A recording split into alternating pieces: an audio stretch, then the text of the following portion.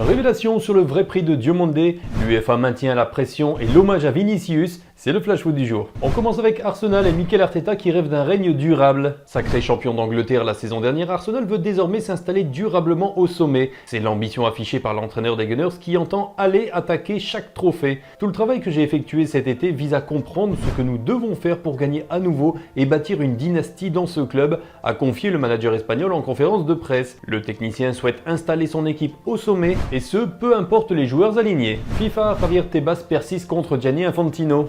En conflit avec le président de la FIFA depuis plusieurs années, Javier Tebas estime que les critiques le visant sont bien plus nombreuses qu'elles n'y paraissent. Le président de la Liga affirme que beaucoup de dirigeants partagent son opinion sans toutefois oser la défendre publiquement.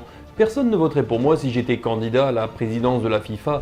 Beaucoup de gens me disent qu'ils sont d'accord avec moi en privé. À la finale de la Coupe du Monde, beaucoup de gens étaient d'accord avec moi mais n'osaient pas le dire en public, a-t-il déclaré. Le dirigeant espagnol a également estimé que Nasser Al-Khelaifi serait un mauvais président de la FIFA.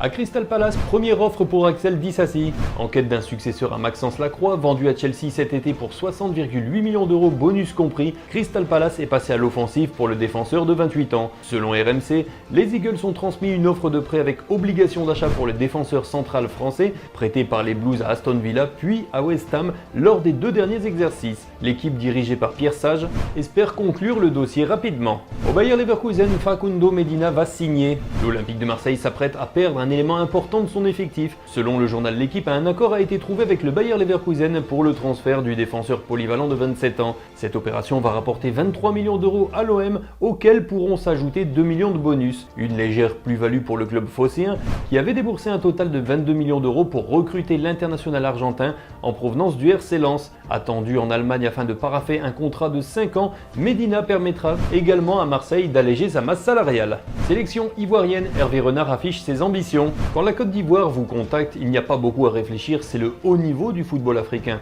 L'équipe est faite pour remporter des trophées et l'exigence doit être au maximum pour obtenir les meilleurs résultats possibles, a déclaré le technicien français. Vainqueur de la Coupe d'Afrique des Nations avec les éléphants en 2015, lors de son premier passage, Renard retrouve une sélection qu'il connaît. Parti d'Arabie Saoudite avant la Coupe du Monde 2026, le Français avait ensuite effectué un bref intérim à la tête de la Tunisie. L'UEFA ne lâche pas la pression sur la FIFA.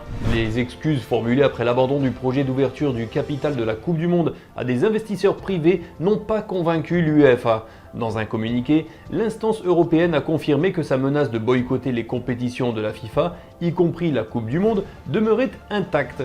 Pour renoncer à cette position, l'UEFA exige non seulement l'abandon définitif d'un tel projet, mais également l'assurance qu'aucune initiative similaire ne sera relancée.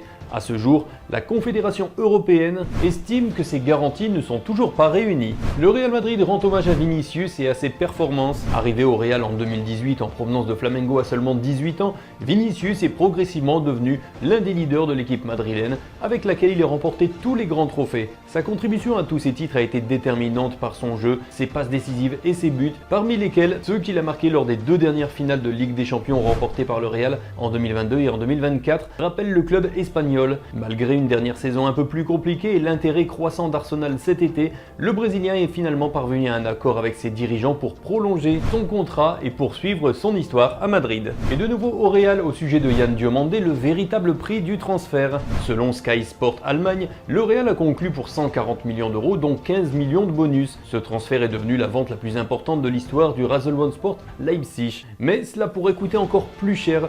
Toujours selon la même source, 15 millions de bonus en plus de ce qui a été conclu pourrait être payé par le Real en fonction des performances de Diomandé et cela porterait le total à 155 millions d'euros pour ce transfert. Les négociations ont vraiment été mouvementées. Récemment encore, le directeur général de Leipzig, Marcel Schaffer, rejetait l'idée d'un accord tout en lançant une pique à Fabrizio Romano. Merci d'avoir suivi Flash Foot, bonne fin de semaine et je vous retrouve demain pour d'autres nouvelles.